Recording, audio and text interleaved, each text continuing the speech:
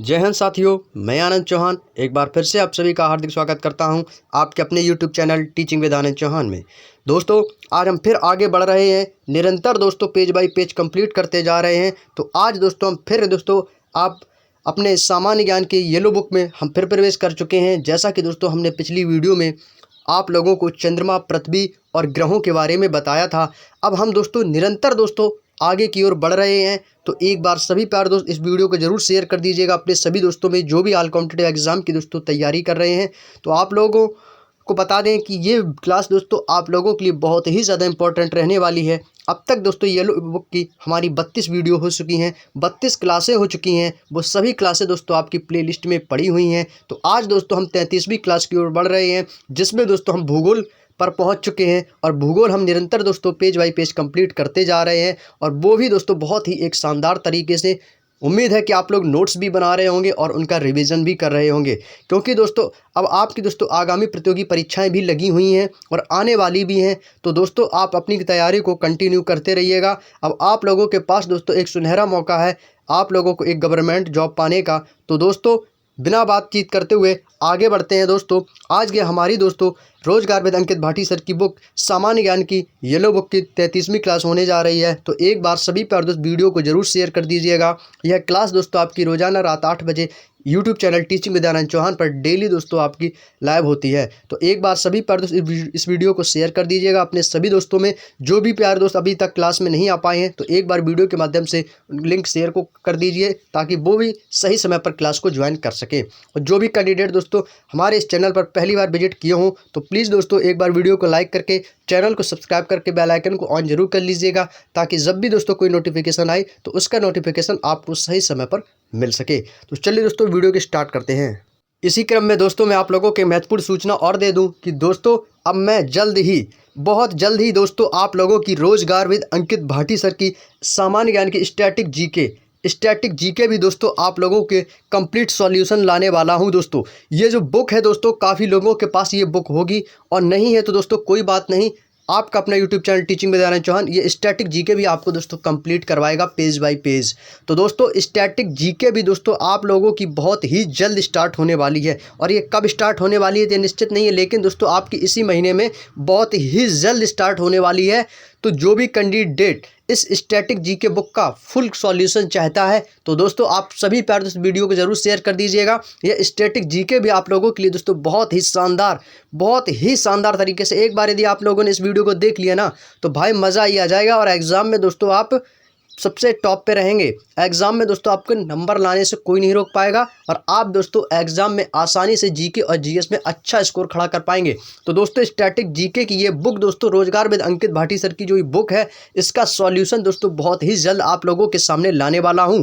और जिन दोस्तों के पास ये बुक ले रखी है तो बहुत अच्छी बात है, और नहीं भी है तो दोस्तों आप लोगों को इस वीडियो के माध्यम से सारी बुक का सॉल्यूशन आप लोगों को फ्री ऑफ कॉस्ट करवाने वाला हूं, और इस बुक का पूरा कंप्लीट फ्री पीडीएफ भी दोस्तों आप लोगों को देने वाला हूं। तो दोस्तों वीडियो को जरूर शुरू से लेकर कंप्लीट देखिएगा, और स्टैटिक जीके का वीडियो जैसे ही आएगा तो उसका नोटिफिकेशन आप सभी को दोस्तों तुरंत मिल जाएगा। और आप लोगों को कम्युनिटी पोस्ट में भी 2 से 3 दिन पहले आप लोगों को बता दिया जाएगा कि स्टैटिक जीके का वीडियो जल्द ही आने वाला है। तो जैसे दोस्तों हम येलो बुक को कवर करेंगे वैसे ही हम स्टैटिक जीके को भी कवर करने वाले हैं। तो चलिए दोस्तों आते हैं अपने नेक्स्ट टॉपिक पे। जैसा कि दोस्तों हमने कल की क्लास में दोस्तों यहाँ से आप लोगों की क्लास को ऑफ किया था, जैसा कि दोस्तों हमने पृथ्वी, सूर्य और जितने भी ग्रह हैं उन सभी के बारे में दोस्तों बहुत ही विशेष चर्चा की थी। तो आज हम दोस्तों उसी क्रम में आगे बढ़ रहे हैं। जैसा कि पिछली वीडियो में सूर्य ग्रहण तक हमने दोस्तों आप लोगों को पढ़ाया था, तो आज जानेंगे कि सूर्य ग्रहण क्या होता है और चंद्र ग्रहण क्या होता है। दोस्तों आपको बता दें दोस्तों यह क्लास आप लोगों के लिए बहुत ही ज़्यादा सफिशिएंट है, बहुत ही ज़्यादा इंपॉर्टेंट है कि यदि आप लोगों ने इस क्लास को देख लिया ना तो 100% है कि आपके एग्जाम में यहाँ से क्वेश्चन मिलेंगे। तो सभी प्यारे दोस्त तैयार हो जाइएगा, कॉपी पेन साथ रख के बैठिएगा, और आज की इस क्लास में दोस्तों कुछ शानदार प्रदर्शन करने वाले हैं। तो एक बार सभी प्यारे दोस्त पहले वीडियो को शेयर करेंगे, वीडियो को शेयर कर दीजिएगा सभी प्यारे दोस्त, और वीडियो के लास्ट में कमेंट में आप सभी लोग जरूर बताया करें कि आप लोगों को क्लास कैसी लगी। तो चलिए दोस्तों बात करते हैं कि सूर्य ग्रहण क्यों होता है और कब होता है, और सूर्य ग्रहण कहते किसे हैं। तो दोस्तों जब कभी भी दिन के समय सूर्य व पृथ्वी के बीच में चंद्रमा आ जाता है तो उसे सूर्य ग्रहण कहते हैं। यह क्वेश्चन पर इम्पोर्टेंट लगाएंगे। आप सभी प्यारे दोस्त किसी भी एग्ज़ाम की यदि आप तैयारी कर रहे हैं, ये आपके सभी एग्ज़ामों में पूछा जाता है। आपके सभी एग्ज़ामों में ये क्वेश्चन दोस्तों पूछा जाता है कि सूर्य ग्रहण कब होता है। आपको ऑप्शन दिए जाते हैं कि सूर्य व पृथ्वी के बीच में चंद्रमा आ जाता है, पृथ्वी और चंद्रमा के बीच में सूर्य आ जाता है, या सूर्य और चंद्रमा के बीच में पृथ्वी आ जाती है। तो आपको दोस्तों कुछ ऐसे कन्फ्यूज़न टाइप के ऑप्शन दिए जाते हैं जिसमें दोस्तों आपका जो माइंड है वो दोस्तों काम नहीं कर पाता है। जो दिमाग से पुस्तक को पढ़ता है, दिमाग से समझता है कंसंट्रेट होकर, तो वो तो क्वेश्चन को सही कर देगा। लेकिन ज़रा सा भी आपने यदि ध्यान भटका दिया तो आप इस क्वेश्चन को 100% गलत कर जाएंगे, क्योंकि आप लोगों को पता ही नहीं चलता है कि सूर्य और पृथ्वी के बीच में चंद्रमा आता है कि सूर्य और चंद्रमा के बीच में पृथ्वी आ जाती है। तो ऐसे में आप लोगों को कन्फ्यूज़न पैदा हो जाती है, जिससे आप क्वेश्चन को गलत कर बैठते हो। तो दोस्तों आपको गलत नहीं करना है, क्वेश्चन को समझना है, उसके बाद आपको उसका सही चुनाव करना है। तो दोस्तों आपके एग्जाम में सेम हूबहू क्वेश्चन पूछा जाता है कि सूर्य ग्रहण कब होता है। तो दोस्तों आपका जवाब होना चाहिए कि जब सूर्य और पृथ्वी के बीच में चंद्रमा आ जाता है। जब सूर्य और पृथ्वी के बीच में चंद्रमा आ जाता है तब उसे हम दोस्तों सूर्य ग्रहण कहते हैं। जब सूर्य और पृथ्वी के बीच में क्या आ जाना चाहिए? चंद्रमा, यानी कि दोस्तों चंद्रमा आपका मध्य में होना चाहिए सूर्य और पृथ्वी के, तब उसको हम सूर्य ग्रहण कहते हैं। उम्मीद है दोस्तों आप लोगों को समझ में आ चुका होगा। तो सूर्य ग्रहण में दोस्तों दिखाई कैसा देता है? दोस्तों जब सूर्य का एक भाग, कौन सा एक भाग दोस्तों छिप जाता है तो उसे आंशिक सूर्य ग्रहण कहते हैं। जब दोस्तों सूर्य का एक तरफ का भाग जो है छिप जाता है, तो एक तरफ का जब भाग छिप जाता है तो दोस्तों उसे आंशिक सूर्य ग्रहण कहते हैं। जब पूरा सूर्य ही कुछ समय के लिए छिप जाए, बिल्कुल दिखाई ही ना दे, तो उसे दोस्तों हम पूर्ण सूर्य ग्रहण कहते हैं। और पूर्ण सूर्य ग्रहण हमेशा दोस्तों अमावस्या के दिन होता है। आपने अमावस्या और पूर्णिमा तो सुना ही होगा। पूर्णिमा के दिन दोस्तों आपका क्या होता है? चंद्र ग्रहण। अमावस्या के दिन क्या होता है? आपका सूर्य ग्रहण। तो दोस्तों सेम ऐसे ही पूछा जाता है। ये भी क्वेश्चन आपसे बिल्कुल इजी क्वेश्चन बनता है आपके एग्जाम में कि सूर्य ग्रहण किस दिन होता है? अमावस्या के दिन या पूर्णिमा के दिन। तो आपका जवाब होना चाहिए अमावस्या के दिन, और चंद्र ग्रहण पूर्णिमा के दिन होता है। तो दोस्तों जब भी सूर्य आपको आधा दिखाई दे, यानी कि उसका एक भाग छिप जाए और आधा भाग हमें दिखाई दे, तो उसे हम आंशिक सूर्य ग्रहण कहते हैं। यदि सूर्य ग्रहण पूरा छिप जाए, यदि सूर्य पूरा छिप जाए थोड़ी देर के लिए, तो उसे हम बोलते हैं कि पूर्ण सूर्य ग्रहण था। आज कौन सा सूर्य ग्रहण था? पूर्ण सूर्य ग्रहण था। तो ये आप देख के समझ सकते हैं। उम्मीद है दोस्तों आपको हमारे द्वारा कही गई बात आपको आसानी से समझ में आ चुकी होगी, और यदि नहीं आई हो तो आप हमें कमेंट बॉक्स में ज़रूर बताइएगा कि आप हमको ये बात समझ में नहीं आई है। और पहली बात तो दोस्तों मैं आपको बिल्कुल सरल भाषा में बता रहा हूँ कि भाई ऐसा हो ही नहीं सकता कि आपको समझ में ना आए। यदि मैं आपको एक पॉइंट कह दूँ कि यदि मैंने आपको जैसे ये पॉइंट समझा दिया तो आपको एक बार में ही समझ में आ जाएगी, और यदि नहीं भी आया तो वीडियो को दोस्तों आप बैक करके भी एक बार फिर से देख लीजिएगा। तो चलिए दोस्तों इसी क्रम में आगे बढ़ते हैं। अगला पॉइंट है कि अधिकतम ग्रहण एक वर्ष में कितने हो सकते हैं। जैसे बात करें कि एक वर्ष में या एक साल में सूर्य ग्रहण कितने होते हैं, चंद्र ग्रहण कितने होते हैं। इसीलिए दोस्तों इसमें क्या दिया कि सूर्य ग्रहण भी हो सकता है और चंद्र ग्रहण भी हो सकता है। इसलिए अधिकतम सूर्य ग्रहण एक वर्ष में कितने हो सकते हैं दोस्तों? तो क्लियर याद रखिएगा, 7। कितने हो सकते हैं दोस्तों? 7 हो सकते हैं एक वर्ष में। एक वर्ष में दोस्तों अधिकतम जो ग्रहणों की संख्या है कितने हो सकते हैं? तो एक वर्ष में दोस्तों 7 बार हो सकते हैं, अधिकतम है। लेकिन कभी कभी 6 भी होते हैं, 5 भी होती हैं। हमेशा ज़रूरी नहीं कि आपके 7 ही हों, लेकिन अधिकतम है, अधिकतम 7 तक ही होते हैं एक वर्ष में। याद रखिएगा आपके एग्ज़ाम में ऐसा ही क्वेश्चन बनता है कि अधिकतम ग्रहण एक वर्ष में कितने होते हैं? 4, 5, 6, 7। तो आपका जवाब आना चाहिए कि 7 सूर्य ग्रहण अधिकतम एक वर्ष में होते हैं। उम्मीद है कि आप लोगों को यह पॉइंट बिल्कुल छोटे छोटे पॉइंट हैं, जिसे हमने दोस्तों आसान सी भाषा में बिल्कुल सटीक अपने माइंड में छाप लिया है कि यदि आपके एग्ज़ाम में ऐसा क्वेश्चन बनता है तो आप उसे गलत नहीं करेंगे। तो चलिए दोस्तों आगे बात करते हैं चंद्र ग्रहण पे। बस आपको इतना ही याद रखना है, कुछ आपको ज़्यादा याद नहीं रखना है। जो मोटी मोटी बात है आपके एग्ज़ाम में दोस्तों जो पूछे जाते हैं, हमें सिर्फ उसी को पढ़ना है। हमें कुछ ज़्यादा दोस्तों ज्ञानी नहीं बनना है, हमें उतना ही पढ़ना है कि भाई हम अपना एग्ज़ाम दें और एग्ज़ाम में हमारा क्रैक हो जाए और फाइनल मेरिट लिस्ट में हमारा नाम आ जाए। बस आपको एग्ज़ाम क्रैक करवा दूंगा दोस्तों। बस आप निरंतर अपनी पढ़ाई को कंटिन्यू करते रहिएगा, और जीके जीएस को दोस्तों आप बेहतरीन से शानदार बनाने के लिए इस वीडियो को कंप्लीट जरूर देखिएगा, तभी आपको हमारे द्वारा कही गई सारी बातें समझ में आएंगी। अब बात करते हैं कि चंद्र ग्रहण क्यों होता है। अब देखिए इसमें आपको कन्फ्यूजन नहीं होना है। सूर्य ग्रहण कब होता है कि जब सूर्य और पृथ्वी के मध्य क्या आ जाता है, चंद्रमा आ जाता है। अब इसमें क्या है कि जब सूर्य व चंद्रमा के बीच में पृथ्वी आ जाती है तो इसे दोस्तों चंद्र ग्रहण कहते हैं। और चंद्र ग्रहण हमेशा पूर्णिमा की रात्रि में ही होता है और प्रत्येक पूर्णिमा को चंद्र ग्रहण नहीं होता है। यह भी याद रखिएगा, आप ये मत सोचना कि आज यदि पूर्णमासी है, आज पूर्णिमा है तो आज भी चंद्र ग्रहण होगा, ऐसा बिल्कुल भी नहीं है। जरूरी नहीं है कि प्रत्येक पूर्णिमा को ही चंद्र ग्रहण हो। हाँ, चंद्र ग्रहण जब भी होगा तो वो दोस्तों आपका पूर्णिमा के दिन ही होगा, लेकिन पूर्णिमा की जरूरी नहीं कि जैसे आज भी पूर्णिमा है या कुछ दिन बाद पूर्णिमा है तो उस दिन भी चंद्र ग्रहण होगा, ऐसा बिल्कुल भी निश्चित नहीं है। हाँ, चंद्र ग्रहण जब भी होगा तो वो आपका पूर्णिमा के दिन ही होगा, लेकिन हर पूर्णिमा को चंद्र ग्रहण नहीं होता है, इतना जरूर याद रखिएगा।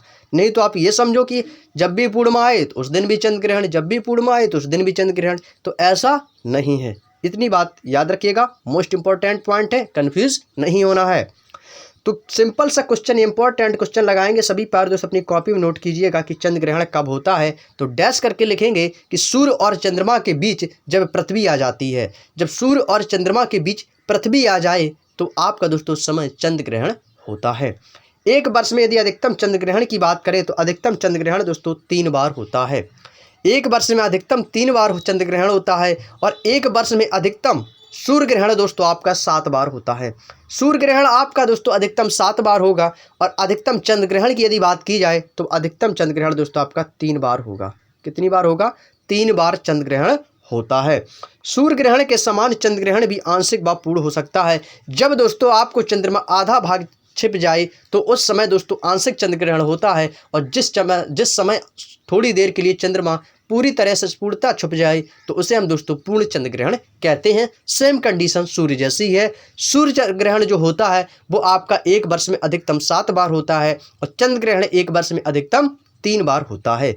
जब सूर्य और चंद्रमा के बीच में पृथ्वी आ जाती है तो चंद्र ग्रहण होता है, और जब सूर्य और पृथ्वी के बीच में चंद्रमा आ जाए तो उस समय दोस्तों आपका सूर्य ग्रहण होता है। तो ये दोस्तों आपको छोटे छोटे पॉइंट याद रखने हैं। जब भी दोस्तों आपको कन्फ्यूज़न हो तो इस वीडियो को जरूर देख लीजिएगा, तो आपको दोस्तों कभी भी कन्फ्यूज़न नहीं होगी। एक बार आप सभी प्यारे दोस्त नोट करके लिखेंगे इस पॉइंट को, कि नोट करके लिखेंगे दोस्तों। नोट वाली जो भी चीज़ें होती है मोस्ट इंपॉर्टेंट आपके एग्जाम के लिए दोस्तों होती हैं। दिया गया है कि 22 अक्टूबर 1884 में वाशिंगटन में एक अंतर्राष्ट्रीय बैठक हुई थी। इसी बैठक में दोस्तों ग्रीनविच नामक स्थान से गुजरने वाली देशांतर रेखा को प्रधान मध्याह्न कितना होता है टाइम, ग्रीनविच का जो टाइम होता है दोस्तों वो कितना होता है, GMT जिसको बोलते हैं 5:30 याद रखिएगा, 5:30 होता है ग्रीनविच का जो टाइम होता है। तो दोस्तों याद रखिएगा ये मोस्ट इंपॉर्टेंट क्वेश्चन। और इस देशांतर रेखा को प्रधान मध्याह्न को इसको 0 अंश मानकर बाकी देशांतरों के समय का निर्धारण किया गया है। जो GMT होता है उसका टाइम दोस्तों आप सभी को पता होगा वो कितना होता है, 5.5 घंटे। लेकिन जो देशांतर रेखा इसके 0 को मानकर बाकी देशांतरों के समय का निर्धारण किया जाता है 0 अंश मानकर। अब बात आती है, अब आगे भी आपको दोस्तों छोटी छोटी बातें हैं वो भी समझ में आ जाएंगी अंतर्राष्ट्रीय तिथि रेखा के बारे में। अंतर्राष्ट्रीय तिथि रेखा, अंतर्राष्ट्रीय तिथि रेखा क्या है दोस्तों? अंतर्राष्ट्रीय तिथि रेखा जो है वो 180 देशांतरों की अंतर्राष्ट्रीय तिथि रेखा कहा जाता है। 180 देशांतर को अंतर्राष्ट्रीय तिथि रेखा कहा जाता है क्योंकि इस रेखा के दोनों ओर तिथियों में 1 दिन का अंतर आता है, और इस रेखा के पूर्व की ओर जाने पर 1 दिन बढ़ जाता है और पश्चिम की ओर जाने पर 1 दिन घट जाता है। समझ गए दोस्तों? यदि आपसे कोई पूछ दे कि अंतर्राष्ट्रीय तिथि रेखा क्या है तो 180 अंश देशांतर की अंतर्राष्ट्रीय तिथि रेखा कहा जाता है। आपके एग्जाम में दोस्तों ऑब्जेक्टिव टाइप का क्वेश्चन भी बनता है कि अंतर्राष्ट्रीय तिथि रेखा कहा जाता है 180 देशांतर को, 270 देशांतर को, 360 देशांतर को। तो आपका उस समय सही जवाब होगा 180 देशांतर को। याद रखिएगा 180 को अपने माइंड में छाप लीजिएगा, अपनी कॉपी में नोट बना के लिख लीजिएगा। अंतर्राष्ट्रीय तिथि रेखा डैश करके लिखेंगे 180 देशांतर। क्लियर? और इस रेखा में दोस्तों होता क्या है कि यदि हम पूर्व की ओर जाते हैं तो दोस्तों 1 दिन बढ़ जाता है और पश्चिम की ओर जाते हैं तो 1 दिन घट जाता है। अगला पॉइंट है अंतर्राष्ट्रीय तिथि रेखा आर्कटिक सागर, आर्कटिक सागर और चुकी सागर। कौन कौन से सागर हैं इनके नाम भी याद रखिएगा आप सभी प्यारे दोस्त। अंतर्राष्ट्रीय तिथि रेखा आर्कटिक सागर, चुकी सागर, बेरिंग स्ट्रेट तथा प्रशांत महासागर से गुजरती है, और इसका निर्धारण 22 अक्टूबर 1884 में वाशिंगटन में किया गया था। कहाँ पर किया गया था? वाशिंगटन में। और कब किया गया था? तो 22 अक्टूबर 1884 को किया गया था। और यह अंतर्राष्ट्रीय तिथिरेखा किन किन महासागरों से होकर गुजरती है, तो ये भी आपको याद रखना है। आपको ज़रूरी नहीं है कि ये सभी ऑप्शन आपको दिए जाएं।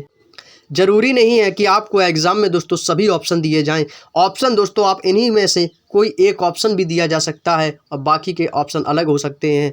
तो याद रखिएगा, अंतर्राष्ट्रीय तिथि रेखा आपके आर्कटिक सागर और चुकी सागर, प्रशांत महासागर और बेरिंग स्ट्रेट से होकर गुजरती है। और इसका निर्धारण 22 अक्टूबर 1884 ईस्वी को वाशिंगटन में किया गया था।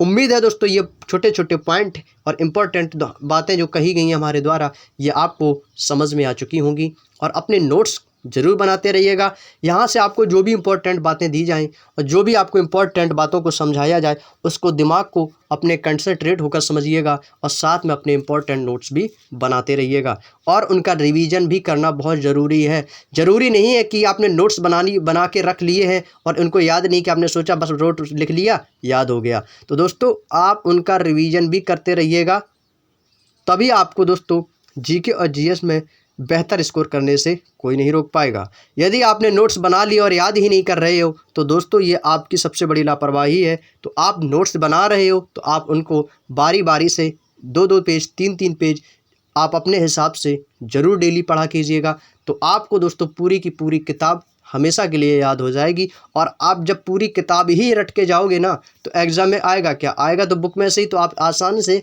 आप जीके और जीएस में अच्छा स्कोर खड़ा करेंगे। अगला पॉइंट है दोस्तों, विश्व को 24 समय जोनों में विभाजित किया गया है। कितने? 24 जोनों में। और यूएसए को 7 समय जोन में, और रूस को 11 समय जोन में, और ऑस्ट्रेलिया को 3 समय जोन में बांटा गया है। और प्रत्येक जोन 15 अंश के बराबर होता है। अब बात करते हैं कि ये जो समय जोन है, इनको दोस्तों कितने भागों में विभाजित किया गया है। यदि हम वर्ल्ड की बात करें, विश्व की बात करें, तो दोस्तों विश्व में 24 समय जोनों को बांटा गया है, जिसमें 7 यूएसए का, 11 रूस का और 3 ऑस्ट्रेलिया का है। और प्रत्येक जोन किसके बराबर होता है? 15 अंश के बराबर होता है। तो दोस्तों ये क्वेश्चन आपके एग्ज़ाम के लिए इम्पॉर्टेंट है और आपके एग्ज़ाम में पूछा जा सकता है। ज़रूरी नहीं है कि पूछा जाए, लेकिन पूछा जा सकता है। तो आपको इन जोनों को याद रखिएगा कि रूस के पास कितने समय जोन हैं? 11 हैं। यूएसए को समय जोन कितना है? 17 है, 7 है। और विश्व का समय जोन कितना है? 24 है। और ऑस्ट्रेलिया का समय जोन कितना है? 3। अब बात आती है जोन। जोन क्या है? कटिबंध बोलते हैं जिसको दोस्तों हिंदी में। अब आती है कि प्रत्येक गोलार्ध को ताप के आधार पर कई भागों में बांटा गया है। इन भागों को कटिबंध या जोन कहते हैं। ये दोस्तों आपके निम्न हैं। पहला दिया गया है ट्रॉपिकल जोन, जिसको बोलते हैं उष्ण कटिबंध। क्या बोलते हैं दोस्तों? उष्ण कटिबंध बोलते हैं, जो विषुवत रेखा से 30 अंश उत्तर में और 30 अंश दक्षिण के भाग में यहाँ होता है। और यह वर्ष में दोस्तों 2 बार सूर्य शीर्ष पर चमकता है। और इस भाग का मौसम सदैव गर्म होता है। कैसा होता है दोस्तों? गर्म होता है। और विषुवत रेखा में 30 अंश आपका उत्तर में होता है, यानी नॉर्थ, और 30 साउथ। NS 30 अंश आपका नॉर्थ, 30 अंश साउथ में होता है। और इस वर्ष में 2 बार सूर्य सबसे शीर्ष पर होता है। और इसका भाग जो है, इसमें मौसम जो रहता है वो सदैव आपका गर्म रहता है। सदैव आपका गर्म मौसम रहता है। तो उष्ण कटिबंध में मौसम कैसा रहता है? गर्म रहता है। याद रखिएगा। अब आती है उपोष्ण कटिबंध। उपोष्ण जिसको बोलते हैं दोस्तों सब ट्रॉपिकल जोन। सब ट्रॉपिकल जोन, इसमें दोस्तों 30 अंश से 45 अंश उत्तरी व दक्षिणी अक्षांशों के बीच स्थित क्षेत्र है, जिसमें 30 आपका नॉर्थ होता है, 45 आपका साउथ होता है। उनके बीच स्थित जो क्षेत्र है, वहाँ पर कुछ महीनों के लिए तापमान अधिक होता है और कुछ महीनों के लिए तापमान कम हो जाता है। क्योंकि दोस्तों वहाँ पर जो जोन का जो आपका अक्षांश है वो दोस्तों इक्वल नहीं रहता है। क्योंकि दोस्तों उष्ण कटिबंध में आपका इक्वल था, तो उस समय क्या होता था कि आपका जो मौसम था वहाँ का गर्म रहता था। लेकिन उपोष्ण कटिबंध में क्या है कि 30 अंश आपका नॉर्थ है और 45 अंश आपका साउथ है, जिससे क्या होता है उसके बीच का क्षेत्र का जो तापमान है वो बदलता रहता है। कभी तापमान अधिक होता है तो कुछ महीने के लिए तापमान आपका कम हो जाता है। अब बात आती है शीतोष्ण कटिबंध, जिसको बोलते हैं टेम्परेट जोन। टेम्परेट जोन क्या होता है इसके बारे में भी चर्चा करते हैं दोस्तों। टेम्परेट जोन जो होता है ये 45 अंश से 66 अंश, 45 आपका नॉर्थ और 66 अंश आपका दक्षिणी अक्षांशों का क्षेत्र है। यहाँ सूर्य सिर के ऊपर कभी भी नहीं चमकता है, बल्कि उसकी किरणें तिरछी होती हैं, इसलिए यहाँ तापमान हमेशा कम रहता है। क्योंकि दोस्तों 45 अंश आपका नॉर्थ हुआ और 66 आपका दोस्तों साउथ में हुआ तो उस समय सूर्य शीर्ष पर नहीं चमक पाता है, क्योंकि उसकी जो किरणें हैं दोस्तों वो पहुंच ही नहीं पाता है, जिससे उसकी जो किरणें हैं वो तिरछी होती हैं और वहां का तापमान हमेशा टेम्परेचर जो है वो दोस्तों लो हो जाता है, कम हो जाता है। अब बात आती है ध्रुवीय कटिबंध की। दोस्तों ध्रुवीय कटिबंध को हम बोलते हैं पोलर जोन। क्या बोलते हैं दोस्तों? Polar zone. इसमें दोस्तों 66 अंश से 90 अंश के बीच स्थित होता है और यहाँ तापमान अत्यंत ही कम रहता है, जिसके फलस्वरूप यहाँ हमेशा बर्फ जमी रहती है। जैसे कि यदि हम बात करते हैं ध्रुवीय कटिबंध में आ जाते हैं आपके, जैसे जम्मू कश्मीर हुआ, लेह लद्दाख हुआ, यहाँ पर दोस्तों क्या होती है, बर्फ़ तो हमेशा जमी ही रहती है। क्योंकि दोस्तों इसमें क्या होता है, नॉर्थ और यदि साउथ की बात करते हैं तो नॉर्थ आपका दोस्तों 66 अंश, साउथ आपका 90 अंश के बीच के अक्षांश में स्थित हो जाता है, जिसमें तापमान बिल्कुल टेम्परेचर कम हो जाता है। जब टेम्परेचर दोस्तों बिल्कुल जीरो कभी माइनस में चला जाता है तो उस समय दोस्तों आपकी बर्फबारी होने लगती है, जिसके फलस्वरूप दोस्तों वहाँ पर बर्फ़ हमेशा के लिए जमी रहती है। क्लियर? उम्मीद है दोस्तों आपको ये सारी बातें हमारी द्वारा कही गई बातें सामान्यतः आपको समझ में आ चुकी होंगी। अब बात करते हैं पृथ्वी की आंतरिक संरचना के बारे में कि पृथ्वी के अंदर के हिस्से हैं वो कितने भागों में बटे हुए हैं, पृथ्वी की आंतरिक संरचना वो कैसी है, इसके बारे में भी चर्चा करते हैं। दोस्तों यदि आपको वीडियो पसंद आ रहा हो तो प्लीज़ दोस्तों वीडियो को लाइक करना बिल्कुल भी मत भूलिएगा, और यदि आप चैनल पर पहली बार विजिट किए हों तो चैनल को सब्सक्राइब करके बेल आइकन को ऑन जरूर कर लीजिएगा, ताकि ऐसी ही इंपॉर्टेंट क्लासों का वीडियोज़ आपको सही समय पर मिल सके। तो चलिए दोस्तों वीडियो की स्टार्ट कर देते हैं, आगे बढ़ते हैं पृथ्वी की आंतरिक संरचना के बारे में। कॉपी पेन साथ रख के बैठिएगा। अब आपको दोस्तों कुछ इंपॉर्टेंट पॉइंट लिखने होंगे जो आपको हमारे द्वारा कहे गए आपके एग्जाम के लिए दोस्तों मोस्ट इंपॉर्टेंट रहने वाले हैं। पृथ्वी के अंदर के हिस्से को कितने भागों में बांटा गया है? डैश करके लिखेंगे दोस्तों 3 भागों में। कितने भागों में बांटा गया है दोस्तों? 3 भागों में बांटा गया है। पहला लिखेंगे क्रस्ट, जिसको बोलते हैं भूपर्पटी। दूसरा है मेंटल को बोलते हैं आवरण, और तीसरा है कोर, जिसको बोलते हैं केंद्रीय भाग। केंद्र का जो भाग है वो दोस्तों पृथ्वी के हिस्से को 3 भागों में बांटा गया है। पहला आपका भूपर्पटी है, दूसरा आपका आवरण है और तीसरा आपका केंद्रीय भाग है। भूपर्पटी इंग्लिश भी याद रखना है, भूपर्पटी को बोलते हैं क्रस्ट, आवरण आपका मेंटल और केंद्रीय भाग आपका कोर हो गया है। अब बात करते हैं भूपर्पटी। भूपर्पटी के अंतर्गत क्या क्या आता है? तो भूपर्पटी में दोस्तों पहला पॉइंट आपको दिया गया है कि पृथ्वी के ऊपरी भाग को, जो पृथ्वी का ऊपरी भाग है उसको भूपर्पटी कहते हैं, और ये अंदर की तरफ 34 किलोमीटर तक का जो क्षेत्र होता है वो मुख्यतः बेसाल्ट चट्टानों से बना होता है। यदि हम पृथ्वी के ऊपरी भाग की यदि हम बात करते हैं तो उसको हम बोलते हैं भूपर्पटी। भू मीन्स क्या होती है? धरा, भू, धरा, वसुधा, ये सभी क्या पृथ्वी के पर्यायवाची हैं।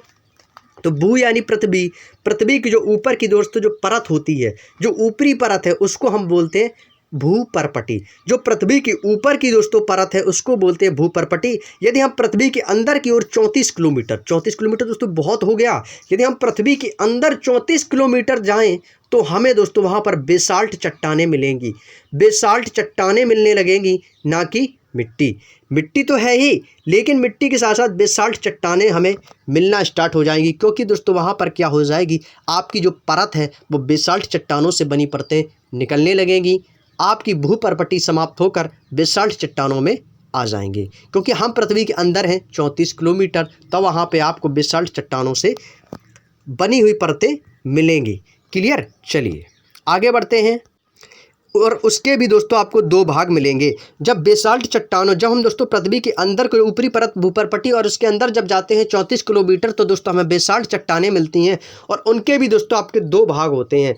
बेसाल्ट चट्टानों के भी 2 भाग होते हैं, जिसको बोलते हैं सियाल और दूसरा होता है सीमा। सियाल और सीमा ये भी आपके दोस्तों 2 भागों में बटे होते हैं। सियाल में दोस्तों क्या होता है कि सियाल क्षेत्र में सिलिकॉन एवं एल्यूमिनियम तथा सीमा क्षेत्र में सिलिकॉन एवं मैग्नीशियम की बहुलता होती है। यानी कि दोस्तों जो आपकी सियाल की परत है, जो आपकी सियाल की परत है उसमें दोस्तों सिलिकॉन और एल्यूमिनियम मिलता है, और जो सीमा है, सीमा का जो क्षेत्र है वो आपका सिलिकॉन और मैग्नीशियम की बहुलता होती है। सबसे अधिक मात्रा में सिलिकॉन, एल्यूमिनियम और मैग्नीशियम की अधिकता पाई जाती है। सियाल में सिलिकॉन और एल्यूमिनियम और सीमा में सिलिकॉन और मैग्नीशियम। यह पृथ्वी के कुल आयतन का 0.5% भाग घेरे हुए है। कितना घेरे हुए? पृथ्वी के कुल आयतन का दोस्तों 0.5% भाग चारों ओर से अपने घेरे हुए हैं। अब बात आती है कि भूपटल की संरचना और संरचना सामग्री क्या है, इस पर कौन क्या कितनी मात्रा में पाया जाता है, इस पर भी चर्चा करते हैं। मोस्ट इंपॉर्टेंट है, आपको याद रखना होगा और अपने नोट्स जरूर बना लीजिएगा। भूपटल की यदि हम रचना सामग्री की बात करते हैं तो दोस्तों ऑक्सीजन जो है भूपटल पर वो 46.60%, 46.60% है।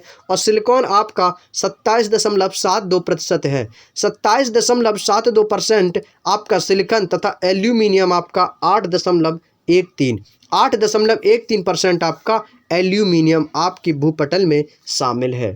क्लियर? इतनी बात आपको समझ में आ चुकी होगी। अब बात करते हैं आवरण। भूपरपट्टी की दोस्तों हम चर्चा कर चुके हैं। अब बात आती है आवरण की। आवरण क्या है दोस्तों? आवरण को इंग्लिश में बोलते हैं दोस्तों मेंटल। आवरण में दोस्तों कहा गया है कि 2900 किलोमीटर मोटा यह क्षेत्र मुख्यतः बेसाल्ट चट्टानों का बना है और इस हिस्से में मैग्मा चैम्बर पाए जाते हैं। यह पृथ्वी के कुल आयतन का 83% भाग घेरे हुए है। आपका जो भूपरपट्टी में जो भी आपका था सिलिकॉन, मैग्नीशियम, एल्यूमिनियम, वो तो दोस्तों आपका पृथ्वी से 0.5% भाग, पृथ्वी के कुल आयतन का 0.5% भाग घेरे हुए हैं। लेकिन जो आवरण है, जो ढका हुआ भाग है, वो दोस्तों 2900 किलोमीटर मोटा यह क्षेत्र मुख्यतः बेसाल्ट चट्टानों का बना है और इसके पूरे हिस्से को मैग्मा चैम्बर भी पाए जाते हैं और इसमें पृथ्वी के कुल आयतन का 83% भाग घेरे है।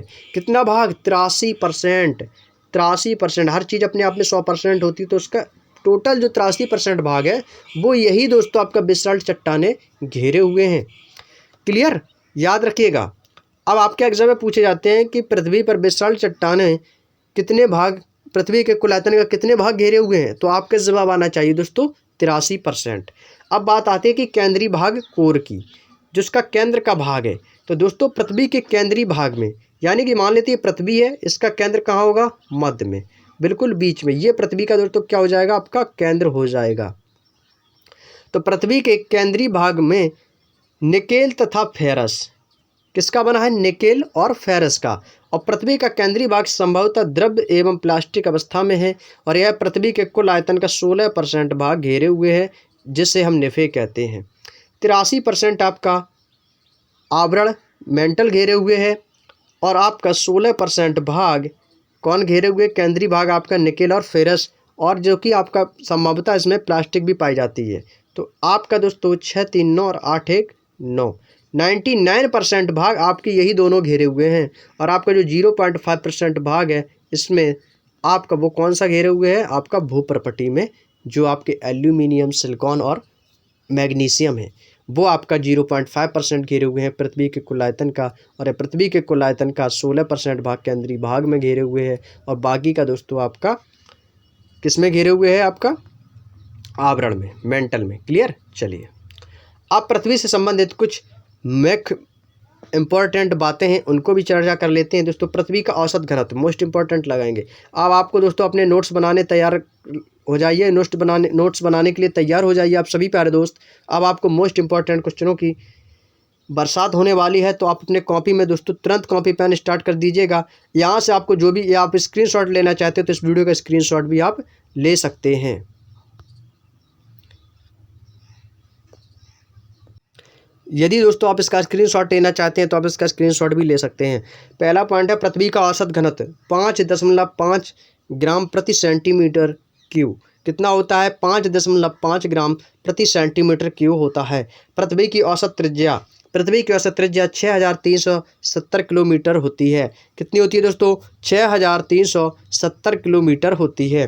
पृथ्वी के नीचे की तरफ जाने पर प्रति 32 मीटर की गहराई में तापमान 1 डिग्री सेल्सियस बढ़ जाता है। यदि हम दोस्तों पृथ्वी के नीचे की ओर जाते हैं तो दोस्तों प्रति 32 मीटर की, यानी 32 मीटर की गहराई में गए, टेम्परेचर 1% बढ़ गया। और 32 मीटर नीचे गए तो कितना हो गया? 64। फिर दोस्तों फिर 1% बढ़ गया, यानी 2%।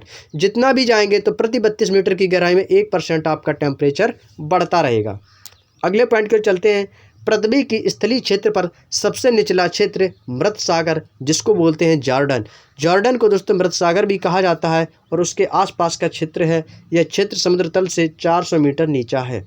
यह जो स्थल है यह समुद्र के तल से दोस्तों 400 मीटर नीचा है। तो मृत सागर किसको बोलते हैं? जॉर्डन को ही कहा जाता है। जॉर्डन को ही मृत सागर कहा जाता है और इसका सबसे निचला क्षेत्र यह समुद्र तल से 400 मीटर नीचा है।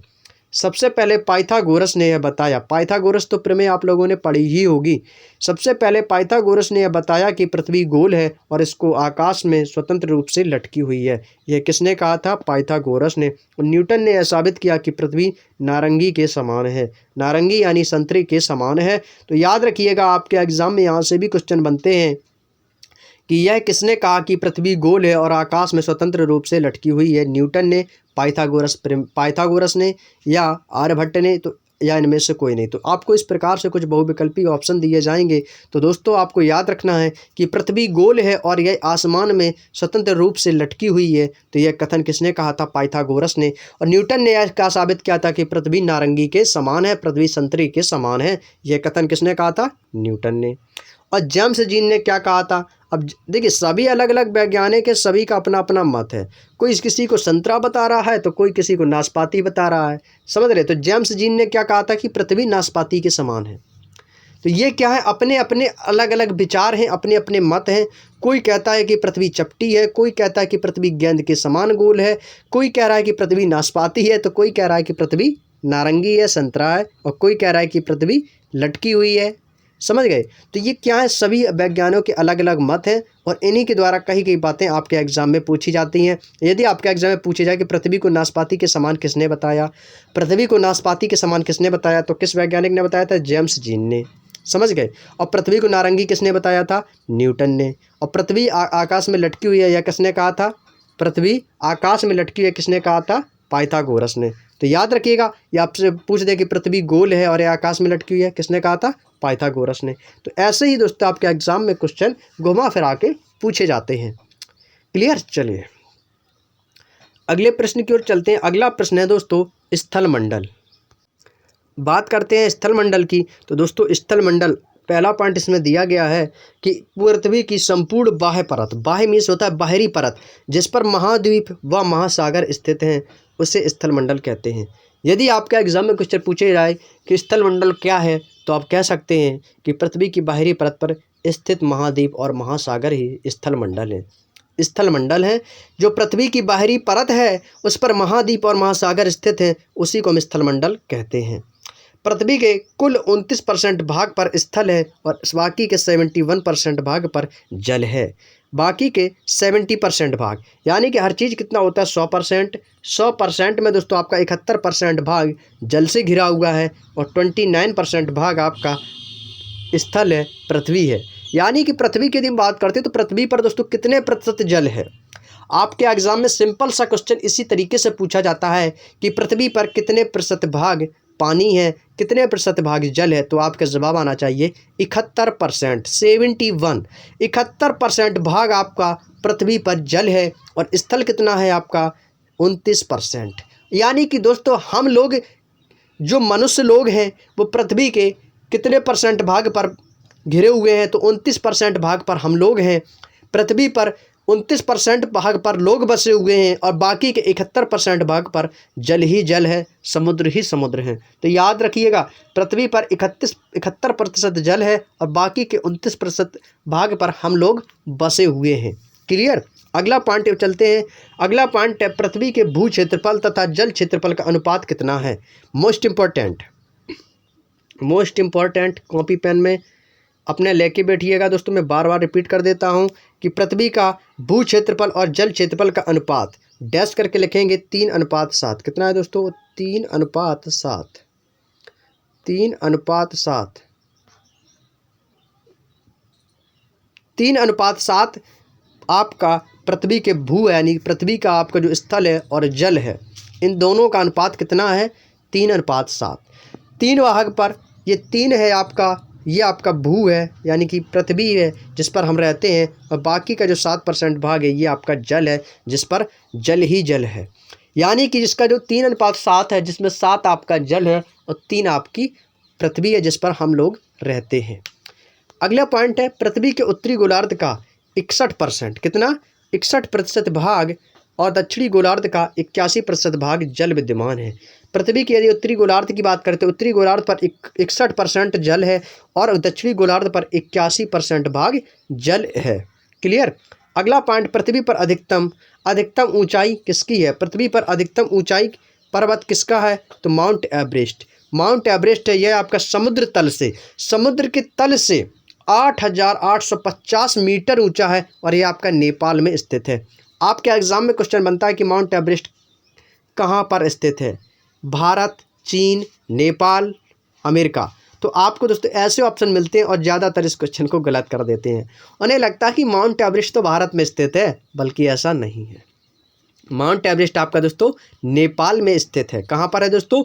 नेपाल में स्थित है और इसकी ऊंचाई है 8,850 मीटर, जो कि समुद्र तल से 8,850 मीटर ऊंची है।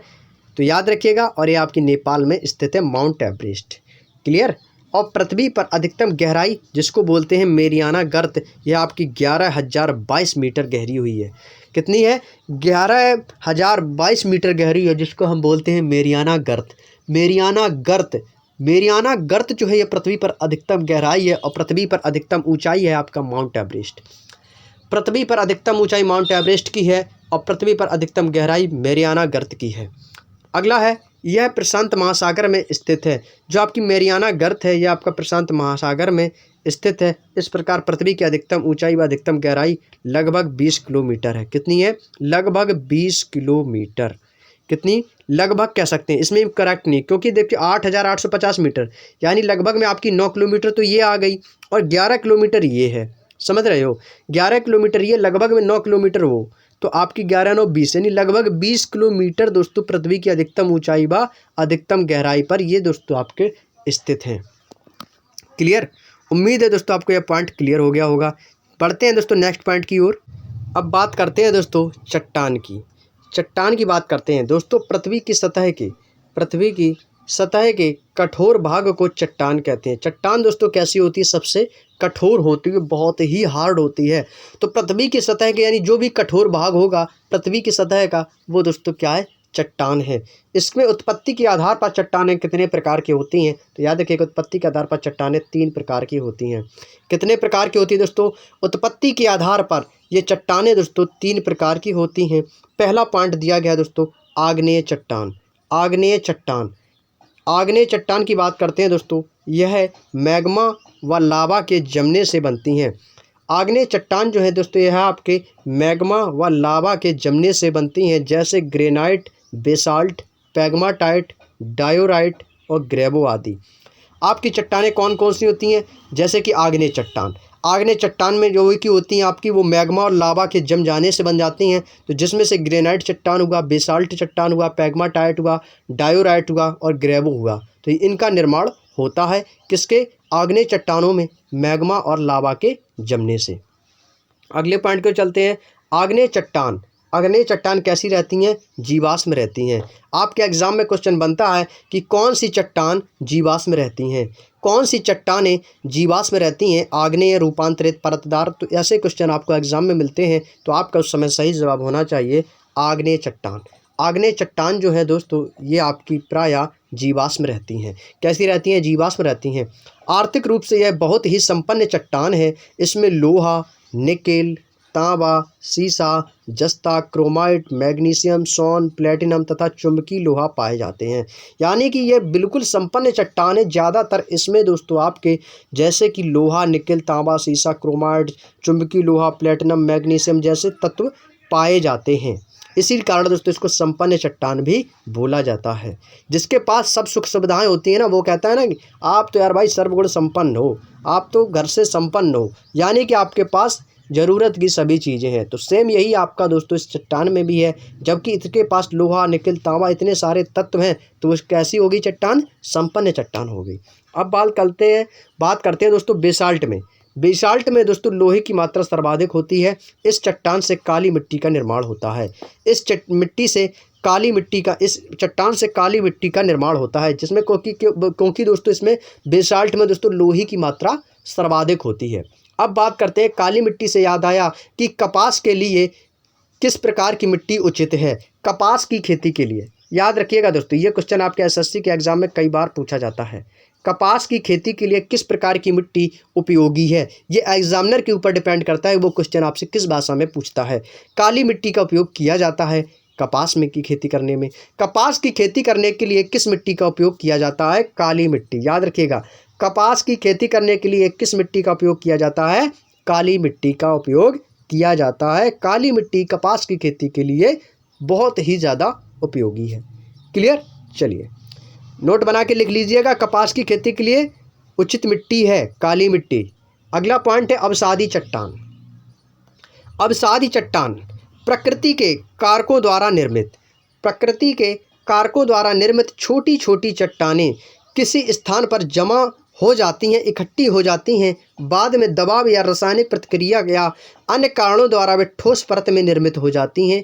इन्हें ही अवसादी चट्टान कहते हैं, जैसे कि बलुआ पत्थर, चूना पत्थर, स्लेट और नमक की चट्टान आदि अवसादी चट्टानें परतदार होती हैं। दोस्तों अवसादी जो चट्टान होती हैं ये भी आपकी दोस्तों परतदार होती हैं, जमी ही होती हैं। जैसे कि दोस्तों आपकी परत जम जाती है किसी चीज़ की, बर्फ़ की हो, समझ गए? तो वैसे ही दोस्तों आपको होता क्या है अवसादी चट्टानों में, ये दोस्तों प्रकृति के कारकों द्वारा, यानी ये प्रकृति के द्वारा ऑटोमेटिक ही बन जाती है, इन्हें कोई बनाता नहीं है, ये ऑटोमेटिक ही बन जाती है। ये प्रकृति जो चीज़ अपने आप से हो इसको बोलते हैं प्रकृति। मनुष्य के द्वारा जो चीज़ की जाए, जो मनुष्य उस चीज़ को बनाए उसको बोलते हैं कृत्रिम। प्रकृति और कृत्रिम चीज़ों में बहुत ही अंतर है। प्रकृति दोस्तों आपकी देव प्रकृति द्वारा ही होती है, अपने आप जिस चीज़ का निर्माण हो जाए उसको बोलते हैं प्राकृतिक चीज़ है, और जो मनुष्य के द्वारा चीज़ बनाई जाए उसको बोलते हैं कृत्रिम। तो दोस्तों प्रकृति के द्वारा ही निर्मित छोटी छोटी चट्टानें या किसी स्थान पर जाके इकट्ठी जम जाती हैं, जो कि ठोस रूप धारण कर लेती हैं, जिनको हम अवसादी चट्टान बोलते हैं। जैसे कि बलुआ पत्थर हुआ, चूना पत्थर हुआ, स्लेट हुआ, और नमक की जो चट्टानें होती, नमक की जो परत जम जाती है, तो ये सभी दोस्तों आपके अवसादी चट्टानों के उदाहरण हैं। क्लियर? और अवसादी चट्टानें कैसी होती, ये भी आपकी परतदार होती हैं। इनमें जीव जंतु व वनस्पति का जीवाश्म पाया जाता है। इन चट्टानों में जीव जंतु व वनस्पति का जीवाश्म पाया जाता है, का जीवन पाया जाता है। समझ गए दोस्तों? क्योंकि ये जीव जंतु और वनस्पतियों का जीवाश्म है।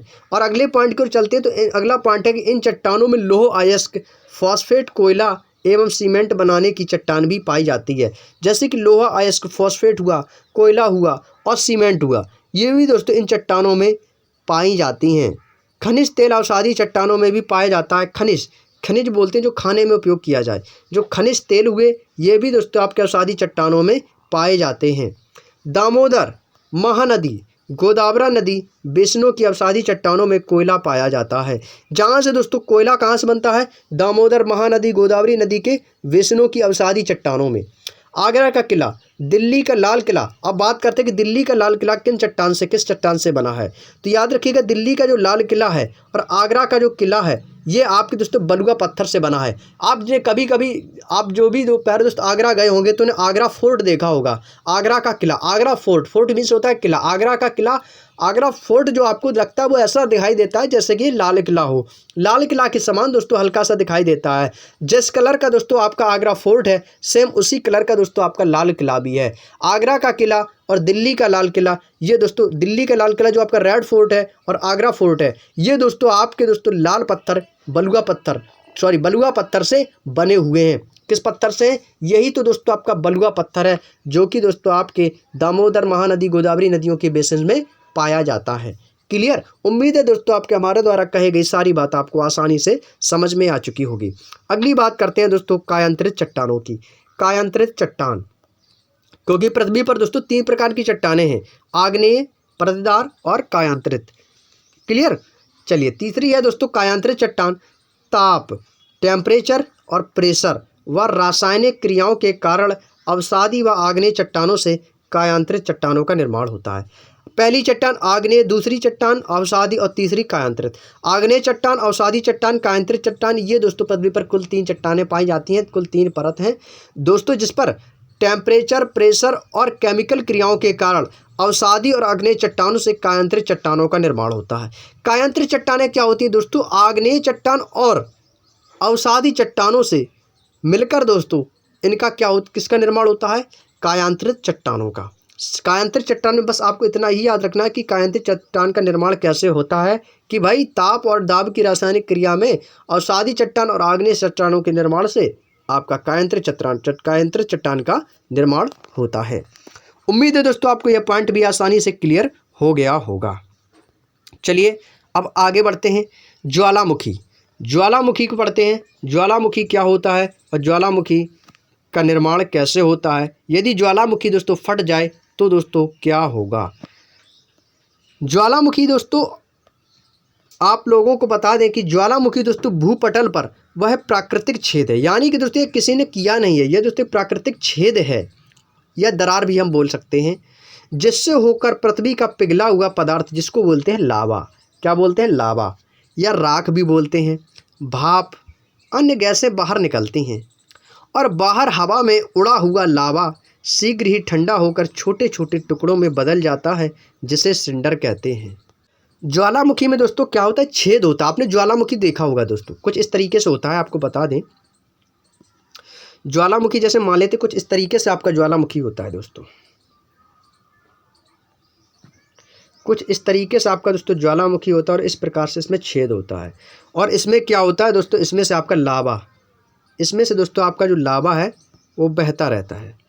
इसमें से आपका कुछ इस प्रकार का जो लावा है वो दोस्तों आपका बहता रहता है इस प्रकार से।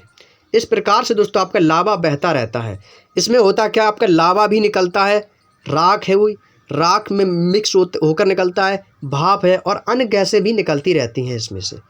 तो इसमें से जो आपका लावा बहता है वो दोस्तों का बहता बहता ये दोस्तों यहाँ पर आ जाता है। यहाँ पर आग धधक रही है, लावा निकल रहा है, अब बाहर आएगा तो दोस्तों ऑक्सीजन मिलेगा। जब इसे दोस्तों ऑक्सीजन मिलेगा, जब इसे ऑक्सीजन मिलेगा बाहर हवा में आ जाएगा तो ये दोस्तों कैसा हो जाएगा, शीघ्र ठंडा हो जाएगा।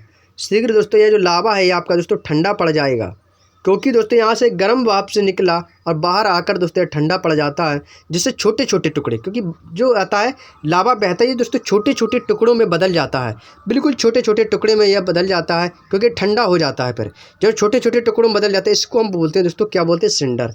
इसी को दोस्तों हम बोलते हैं सिंडर, इसी को हम दोस्तों सिंडर बोलते हैं, सिंडर। अब बात आती है कि सिंडर किसे कहते हैं, तो सिंडर को आप बता सकते हैं आसानी भाषा में कि ज्वालामुखी द्वारा बहते हुए लावा ठंडे होने पर वह छोटे छोटे टुकड़ों में बट जाता है, जिसे हम दोस्तों सिंडर कहते हैं। बिल्कुल सिंपल सी भाषा में आप कह सकते हैं। उम्मीद है दोस्तों आपको बिल्कुल क्लियर समझ में आ गया होगा। अब बात करते हैं कि ज्वालामुखी फटने से जो गैसें निकलती हैं उनमें सबसे अधिक मात्रा किसकी होती है, ज्वालामुखी। ज्वालामुखी की दोस्तों फटने से जो गैस निकलती हैं उनमें वाष्प का प्रतिशत सबसे अधिक होता है, भाप, गर्म भाप सबसे ज़्यादा दोस्तों निकलती है, सबसे ज़्यादा मात्रा में गर्म भाप निकलती है। वो भाप इतनी गर्म होती है कि वो आदमी को पिघला देगी पूरी तरीके से। यदि ज्वालामुखी फट जाए तो दोस्तों इसमें क्या होगा, रसाव ज़्यादा होगा, अन्य तरीके की जहरीली गैसें निकलेगी, भाप निकलेगी और लावा निकलेगा। तो ये सभी क्या है, ज्वालामुखी फटने के कारण हैं। नेक्स्ट पॉइंट है, नोट करके लिखेंगे सभी प्यारे दोस्त, मोस्ट इंपॉर्टेंट लगाएंगे, नोट वाली सभी चीज़ें इंपॉर्टेंट होती हैं। नोट करके इसमें लिखेंगे स्ट्राम्बोली ज्वालामुखी, नाम तो सुना ही होगा। स्ट्राम्बोली ज्वालामुखी भूमध्य सागर में इटली के सिसिली के उत्तर में लिपारी द्वीप पर स्थित है। अब आप कहेंगे सर ये स्थित तो है लेकिन ये इम्पोर्टेंट क्यों है, क्योंकि आपके एग्जाम में दोस्तों पूछा जाता है। अब क्वेश्चन किस तरीके से आपके एग्जाम में बनता है इसको समझिएगा कि एग्जाम में क्वेश्चन इस तरीके से पूछा जाएगा कि स्ट्राम्बोली ज्वालामुखी कहाँ पर स्थित है। अब ऑप्शन पे आपके डिपेंड करता है, भूमध्य सागर पर हो सकता है आपको इतना ही दे दे, भूमध्य सागर पर हो सकता है, इटली में इतना ही दे, हो सकता है आपको इटली के सिसिली में भी दे सकता है और उत्तर में लिपारी द्वीप भी दे सकता है। तो ये सभी आपको याद रखने होंगे। अब ऑप्शन क्या आ जाए ये एग्जामिनर के ऊपर डिपेंड करता है। आपको सभी की जानकारी होनी चाहिए कि स्ट्राम्बोली ज्वालामुखी भूमध्य सागर में पाया जाता है, इटली में पाया जाता है, इटली के सिसिली के उत्तर में लिपारी द्वीप पर भी पाया जाता है स्ट्राम्बोली ज्वालामुखी। क्लियर, चलिए आगे बढ़ते हैं। अगला पॉइंट कह रहा है दोस्तों, इस ज्वालामुखी में सदैव प्रज्वलित गैसें बाहर निकलती हैं, जिससे आसपास का भाग प्रकाशित रहता है। यानी कि जब दोस्तों जलती हुई गैसें बाहर निकलती हैं, जिससे दोस्तों आसपास का जो भाग है वो प्रकाशित होता है, दिखाई देने लगता है। इसी कारण इस ज्वालामुखी को भूमध्य सागर का प्रकाश स्तंभ भी कहा जाता है। भूमध्य सागर का प्रकाश स्तंभ किस ज्वालामुखी को कहा जाता है? Most important question, most important question लगाएंगे सभी प्यारे दोस्त। आपके एग्जाम में यह क्वेश्चन कई बार पूछा जा चुका है। मोस्ट इम्पॉर्टेंट लगा के क्वेश्चन को लिखेंगे सभी प्यारे दोस्त। मैं एक बार रिपीट किए देता हूँ फिर से कि भूमध्य सागर का प्रकाश स्तंभ किसे कहा जाता है? भूमध्य सागर का प्रकाश स्तंभ किसे कहा जाता है, डैश करके सभी प्यारे दोस्त लिखेंगे स्ट्रोम्बोली ज्वालामुखी। स्ट्रोम्बोली ज्वालामुखी को भूमध्य सागर का प्रकाश स्तंभ कहा जाता है। क्लियर। अगला पॉइंट, यह ज्वालामुखी एक सक्रिय ज्वालामुखी है। सक्रिय यानी जो चीज़ एक्टिव हो, बिल्कुल चुस्त हो, एक्टिव हो, उसको हम बोलते हैं सक्रिय ज्वालामुखी का उदाहरण है। ये स्ट्रोम्बोली ज्वालामुखी जो है यह सक्रिय यानी सक्रिय एक्टिव ज्वालामुखी का उदाहरण है। अब बात आती है कि ज्वालामुखी कितने प्रकार के होते हैं। ये बात अब तक की जो हमने बात की है दोस्तों ज्वालामुखी के बारे में चर्चा की थी। अब बात आती है जो कि सबसे ज़्यादा इम्पोर्टेंट है कि ज्वालामुखी होते कितने प्रकार के हैं दोस्तों। तो याद रखिएगा ज्वालामुखी आपके दोस्तों 3 प्रकार के होते हैं। कितने प्रकार के होते हैं? ज्वालामुखी 3 प्रकार के होते हैं। पहला एक्टिव ज्वालामुखी। कौन सा? एक्टिव सक्रिय ज्वालामुखी। अब बात करते हैं कि सक्रिय ज्वालामुखी होते कौन कौन से हैं। ये दोस्तों वो ज्वालामुखी हैं जो अक्सर फटते रहते हैं। ये इतने एक्टिव होते हैं, इतनी फुर्ती दिखाते हैं कि तुरंत दोस्तों फट जाते हैं। वर्तमान में प्रेजेंट टाइम में विश्व में 500 सक्रिय ज्वालामुखी हैं दोस्तों। कितने दोस्तों? 500। याद रखिएगा, यदि आपसे पूछा जाए कि वर्तमान में समय में विश्व में कितने ज्वालामुखी हैं, सक्रिय ज्वालामुखी हैं, तो आपका जवाब आना चाहिए 500 सक्रिय ज्वालामुखी हैं। इनमें से इटली का एटना और स्ट्रोम्बोली ज्वाला ये दोस्तों फेमस ज्वालामुखी हैं जो कि अधिकतम फटते रहते हैं। समझ रहे हैं दोस्तों? इटली का एटना और स्ट्रोम्बोली ये दोस्तों आपके दोनों इटली में ही हैं। स्ट्रोम्बोली ज्वालामुखी और इटली का एटना ज्वालामुखी ये दोस्तों मुख्य हैं। उसके बाद है कोटोपैक्सी इक्वाडोर। स्ट्रोम्बोली जो आपके देखिए कोटोपैक्सी ये भी आपका इटली में जो कि इक्वाडोर में स्थित है। स्ट्रोम्बोली लेपारी द्वीप इटली में स्थित है और मोनोलोआ हवाई द्वीप में स्थित है और बैरन द्वीप आपका अंडमान में तथा माउंट एटना सिसिली में। ये दोस्तों आपके सभी जितने भी द्वीप हैं, जितने भी ज्वालामुखी ये सभी आपके दोस्तों सक्रिय ज्वालामुखी हैं। कोटोपैक्सी इक्वाडोर, स्ट्रोम्बोली लेपारी, इस तरीके से याद रखेंगे तो आपको दोस्तों पता भी चल जाएगा ये ज्वालामुखी कहाँ पर स्थित है। कोटोपैक्सी आपका इक्वाडोर में, स्ट्रोम्बोली लेपारी द्वीप में, मोनोलोआ हवाई द्वीप और बैरन द्वीप आपका अंडमान में और माउंट एटना सिसिली जो कि आपके इटली के उत्तर में स्थित है। ये सभी आपके सक्रिय ज्वालामुखी हैं जो अक्सर दोस्तों उद्गार होता रहता है इनका। अक्सर ये दोस्तों फटते रहते हैं क्योंकि ये कैसे होते हैं, ये सक्रिय ज्वालामुखी होते हैं, एक्टिव होते हैं। क्लियर। अगले बात करते हैं डोरमेंट। डोरमेंट मीन्स होता है दोस्तों प्रसुप्त ज्वालामुखी। कौन से? प्रसुप्त ज्वालामुखी। प्रसुप्त ज्वालामुखी को बोलते हैं डोरमेंट। ये वो ज्वालामुखी हैं जिनमें निकट अतीत में कोई उद्गार नहीं हुआ हो। यानी उद्गार का मतलब मैंने आपको बताया अभी मैंने क्या कि उद्गार यानी कि फटना, किसी चीज़ का उद्गार होना, उसी को हम दोस्तों फटना बोलते हैं। ये वो ज्वालामुखी हैं जिनमें निकट अतीत में कोई उद्गार नहीं हुआ है, कभी फटा नहीं हुआ है, लेकिन कभी भी उद्गार हो सकता है। कभी भी फटा नहीं है लेकिन कभी भी किसी भी समय ये दोस्तों फट सकता है। तो ये जापान का फ्यूजियामा ज्वालामुखी है जो कि आपके अंडमान निकोबार का नारकोंडम ज्वालामुखी प्रसुप्त ज्वालामुखी का उदाहरण है। आपके दोस्तों अंडमान निकोबार द्वीप में एक नारकोंडम ज्वालामुखी है, ये दोस्तों आपका प्रसुप्त ज्वालामुखी की श्रेणी में आता है। ठीक उसी प्रकार जापान का फ्यूजियामा ज्वालामुखी है, ये भी आपका दोस्तों जापान में प्रसुप्त ज्वालामुखी है। हालांकि दोस्तों ये उद्गार नहीं होता है, इनका फटना ये नहीं फटते हैं, लेकिन कभी भी किसी भी समय ये दोस्तों फट सकते हैं, इनका उद्गार हो सकता है। अगला पॉइंट शांत ज्वालामुखी, एक्सटिंक्ट ज्वालामुखी जिसको बोलते हैं शांत ज्वालामुखी। शांत ये वो ज्वालामुखी है जो ना तो पहले फटे हैं और ना ही इन्हें भविष्य में कभी फटने की संभावना है, तभी तो इनको नाम शांत रख दिया भाई। जो एक्टिव भी नहीं है, बिल्कुल चुस्त ही नहीं है। जैसे नहीं कोई बंदा आलसी होता है, बिल्कुल सुस्त रहता है, तो हम उसको क्या बोलते हैं? अरे भाई बड़ा ही यार शांत बैठे हो यार, बड़ा ही शांत स्वभाव में बैठे हो, बड़ा ही लेजी आदमी हो तुम। ये दोस्तों लेजी ज्वालामुखी भी बोलते हैं इसको, आलसी ज्वालामुखी, शांत ज्वालामुखी। तो ये दोस्तों ये ना तो अभी तक कभी फटे हैं ये ज्वालामुखी और ना ही दोस्तों ये कभी भविष्य में आने वाले टाइम में ना ही ये कभी फटेंगे। समझ रहे हैं दोस्तों? तो इसी कारण दोस्तों इनको नाम दिया कि शांत। ये हमेशा ठंडे रहते हैं, बिल्कुल शांत दिमाग के हैं, ये कभी फटते नहीं हैं, ये कभी ज़्यादा फुर्ती नहीं दिखाते हैं। जैसे कि कौन कौन से इनके उदाहरण देख लेते हैं। एक है दोस्तों सुल्तान ज्वालामुखी जो कि आपका ईरान में स्थित है। एक है पोप्पा ज्वालामुखी, ये भी आपका शांत ज्वालामुखी की श्रेणी में आता है जो कि आपका म्यांमार में स्थित है। कहाँ पर दोस्तों? म्यांमार में स्थित है। एक है किलिमंजारो, ये आपका अफ्रीका में स्थित। ये सभी दोस्तों आपके शांत ज्वालामुखी हैं जो कि ना तो आपके ये कभी फटे हैं और ना ही ये आपके कभी भविष्य में फटेंगे। क्लियर। चलिए अगला पॉइंट आगे दिया है। ज्वालामुखी फटने में जो गैसें निकलती हैं उनमें वाष्प का प्रतिशत सबसे अधिक होता है। देखिए यही बात इस पॉइंट में फिर से दे दी गई है, एक बात को फिर से रिपीट किया गया, तो आप समझ सकते हैं बात कितनी इंपॉर्टेंट है कि ज्वालामुखी फटने से जो गैसें निकलती हैं उनमें से सबसे अधिक मात्रा किसकी होती है, तो आपका जवाब आना चाहिए बाष्प। बाष्प की सबसे अधिक मात्रा होती है जब भी कोई ज्वालामुखी फटता है। ऑस्ट्रेलिया महाद्वीप में एक भी ज्वालामुखी नहीं है। अब तक का सबसे बेस्ट मोस्ट इंपॉर्टेंट क्वेश्चन आपके आगामी प्रतियोगी परीक्षाओं में पूछा जाने वाला है कि क्वेश्चन पूछा जाता है कि ऐसा कौन सा महाद्वीप है जहां पर एक भी ज्वालामुखी नहीं है, किस महाद्वीप पर एक भी ज्वालामुखी नहीं है, तो आपका जवाब आना चाहिए ऑस्ट्रेलिया।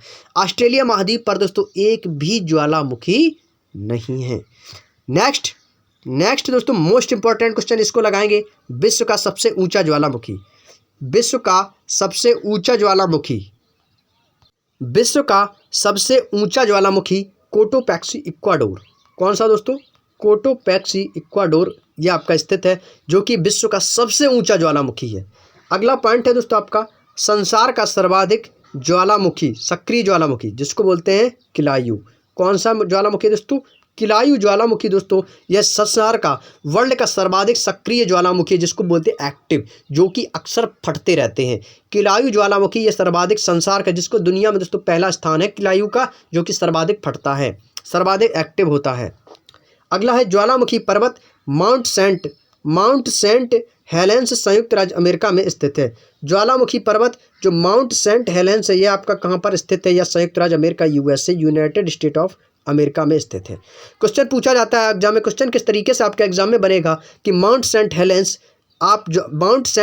ज्वालामुखी पर्वत किस देश में स्थित है? तो संयुक्त राज्य अमेरिका में, याद रखिएगा। क्लियर? चलिए अगला पॉइंट है गेसर। गेसर क्या होता है? जब भी ज्वालामुखी फटता है, जब ज्वालामुखी दोस्तों फटता है, जब ज्वालामुखी फटता है तो दरारों से जल तथा वाष्प ऊंचाई पर निकलकर गिरता है, तो इससे ही दोस्तों गेसर कहते हैं। क्या कहते हैं? गेसर कहते हैं। यदि आपसे एग्जाम में पूछा जाए कि गेसर क्या होता है, तो जब भी ज्वालामुखी कोई फटे उसकी दरारों से जल और वाष्प ऊंचाई से निकलकर गिरती है तो उसे हम गेसर बोलते हैं। जैसे कि आपको बताया था कि ये कोई ज्वालामुखी है, ये फटा है और इससे लावा जो बह रहा है, ये ऊंचाई से तो ही बह रहा है, तो ये जो बह रहा है इसको बहना क्या कहलाता है? इसका बहना ही दोस्तों गेसर कहलाता है। क्या कहलाता है? गेसर कहलाता है। उम्मीद है दोस्तों आज के द्वारा हमारे महारे द्वारा कही गई सारी बात आपको समझ में आ उम्मीद है दोस्तों आपको हमारे द्वारा कही गई सारी बातें आपको आसानी से समझ में आ चुकी होंगी। तो दोस्तों अगला पॉइंट जो है हमारा भूकंप की दोस्तों जो हम चर्चा करेंगे वो हम करेंगे दोस्तों नेक्स्ट वीडियो में हम जब भी दोस्तों आपका वीडियो आएगा भूगोल का, तो यहीं से दोस्तों हम स्टार्ट करेंगे भूकंप से दोस्तों आपका यहीं से स्टार्ट होगा। तो आज की जो वीडियो है दोस्तों आप लोगों को कैसी लगी तो कमेंट बॉक्स में ज़रूर बताइएगा। उम्मीद है दोस्तों आप लोगों को यह वीडियो दोस्तों बेहद पसंद आया होगा, और यदि वीडियो पसंद आया हो तो दोस्तों वीडियो को लाइक ज़रूर कीजिएगा, और लाइक करके दोस्तों चैनल को सब्सक्राइब जरूर कीजिएगा। जिन दोस्तों ने अभी तक चैनल को सब्सक्राइब नहीं किया है, चैनल पर पहली बार विजिट किए हो, तो वो दोस्तों चैनल को सब्सक्राइब करके बेल आइकन को ऑन जरूर कर लीजिएगा, ताकि दोस्तों आपको ऐसे ही इंपॉर्टेंट क्लासों का नोटिफिकेशन दोस्तों जो है वो सही समय पर मिल सके।